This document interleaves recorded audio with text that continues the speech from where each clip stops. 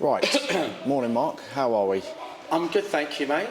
Good. Okay. So it's catch-up time in between the Worthing and the Hampton and Richmond games, and obviously the Bath game as well. So let's look back at the Boxing Day game against Worthing. Get your thoughts on that first of all. Yeah, it's just one of them frustrating days, really. I thought we definitely beat ourselves, didn't we? Ultimately, the stats for the game were really, really good. Shared possession really with 10 men as well. Thought, yeah, the nature of the game was a tiny bit loose in our defending. Created enough chances across the 90 minutes to score a decent amount of goals. Both goals were as soft when I watched them back as I thought at the time. Thought Harrison's got to do better for both goals. And Briggsy's sending off really. I mean, I think even conceding those soft goals, I think we go on to win the game. I think we could have gone on to certainly got something out of that game. I thought we deserved to get something out of it without the sending off, to be quite frank. But Briggsy's made a really bad decision there, and he's cost his team, and also more importantly, you know, he risked a fellow player, which when I got home on Saturday, and in fact actually didn't even take that long. By the time I'd even got outside the changing room, that was the number one thing on my mind. I was really disappointed with what Matt had done in that moment. But it is a moment's game, football, and if you look at it in context, you know, we just had the sort of Cashman's elbow on Brennan. Yeah. The ref let slide. Briggs had just been bundled into the barrier for another clear foul down the right-hand side, and the official didn't have a good day. She didn't have a good day. She had a. I think. I mean, it's not often at Meadowbank where our fans tend to be more prawn sandwich than anything else, and there's a lot of unhappy people at half time with her. At the most I've heard a ref get shouted at all season, and then so it's a moment's game, and then all of it was going on, and then Kane stepped in front of Briggsy, and Kane sort of tapped the ball away, and Briggsy's given him a little shove, and in that moment, you know, in the heat of the battle, footballers, it's not justified. I don't think anything can justify a player doing that to a fellow player, and we are actually, you know, really, we've made it very clear to Briggsy we're disappointed, and you know, we're looking at that internally, because we're disappointed not just with his decision to endanger Kane, but also the sending off clearly affected the game, as will his 3-game ban that he's got. But it is important, because obviously you'll get people that want to go for the pylon, the wankers that want to go for the pylon, that are just dickheads, and then you get people that are just more mature and sensible, and you know, I don't condone it one bit. I was on the phone to Briggsy. Briggsy spoke to Kane Saturday night. I spoke to Briggsy Sunday as well. I was so angry about it.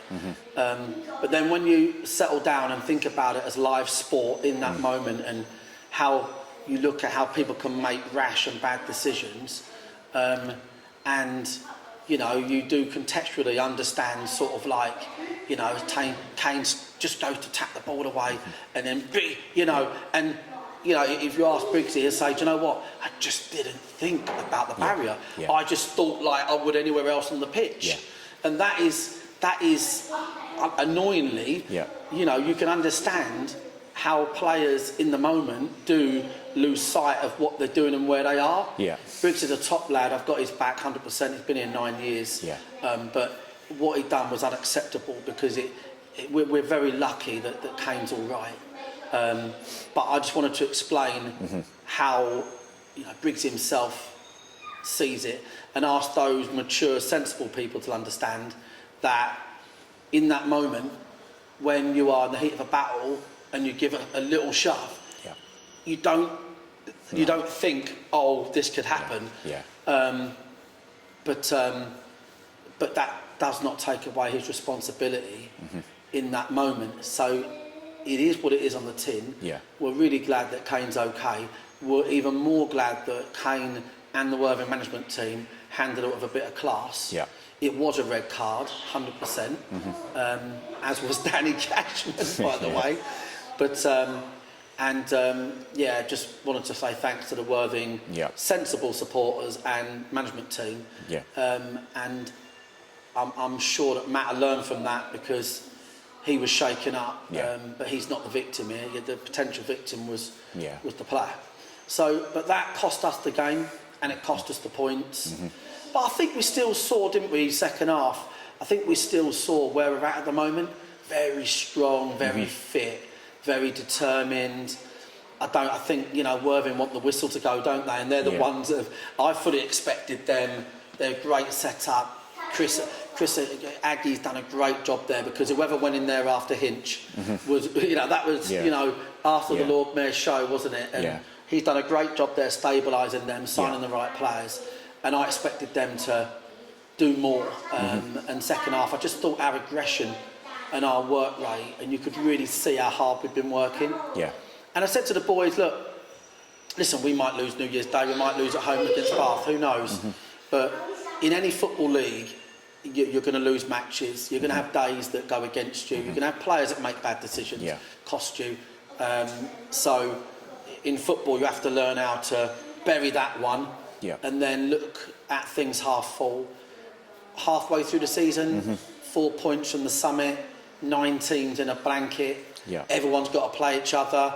I don't think we're any more entitled to finish first than we are finish 10th at this stage. I think it's feet on the floor.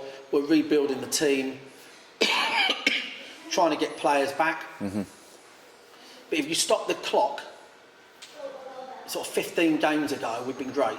We've had the odd bad day, we've won a lot of matches, scored a lot of goals, and we just need to continue, you know, in that vein really, and just write off the Worthing one. Never ideal. So the next game is Hampton and Richmond away on New Year's Day, and obviously you're preparing for that. Just seeing some of that. So how are you sort of like preparing for that, lining up, looking at the squad as well, where that's concerned? Well, I'm going to get out there today. Morgan Williams is back, which is great. We're delighted about that. Youngie is going to be out. He's a grade 2, going to be out for up to a month. Okay.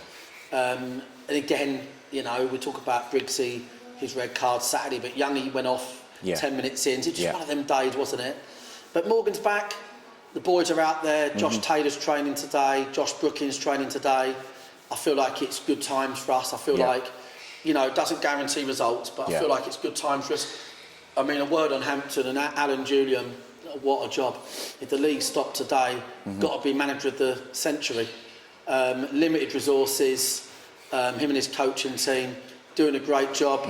But, you know, we're looking forward to the challenge. No doubt they'll understand that they're playing a proper side, and they'll have to be good. They'll have to do everything right their end. But I think it'll be a great game at an iconic football venue. And like I said, really, just all credit for what they've done there with a bunch of new players. It's beyond comprehension, to be quite frank. I think all the credit goes to them with how they're doing. New Year's Day tend to be less of a derby, don't they? Tend to be more of a, thank God Christmas is over. So we're in training today. We'll be doing a bit tomorrow, and we'll be fully focused to play a very good team. And then moving on to Bath quite soon after as well, back at Meadowbank. I was saying to the players, like, Christmas, the way they've done the fixtures, it's been boring. I mean, we're the only league that hasn't played in the middle. EFL played yesterday, Bostic League played the day before. So, that's a bit disappointing. So, there's 6 points for grabs in 3 days. I mean, Wednesday, Thursday, Friday, Saturday. So there's 2 games coming up, so we're very focused on the football, and the boys are looking forward to getting back out there. And hopefully New Year's Day, our fans away from home have been incredible. And we've taken 250, 300 to every away game. This is the closest away game in the league. 20 odd minutes. let's go to Hampton, put some money in there till, let's make loads of noise, let's show them how far the club's come since the last time we was at Hampton a few years ago. Yeah. And I'm sure the boys are going to put on a really aggressive show for them. Excellent. Okay, well, we'll see you on New Year's Day. See you New Year's Day, mate. And obviously you're not in front of the camera, but James has dislocated his knee trying to interview me Saturday. Yeah. So thanks for coming down, mate. No problem. And we'll see you New Year's Day. Yes, let's get all of our fans there. Let's pack it out. Cheers. Thanks, mate.